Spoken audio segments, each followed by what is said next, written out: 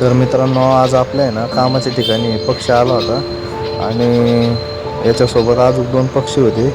एक छोटं पिल्लू होतं, तर त्या पिल्लाला उडता येत नव्हतं. तर ते पक्षी त्याला कसं हे करत होते बघा. आता तुम्ही व्हिडिओ पूर्ण पहा, मग तुमच्या लक्षात येईल.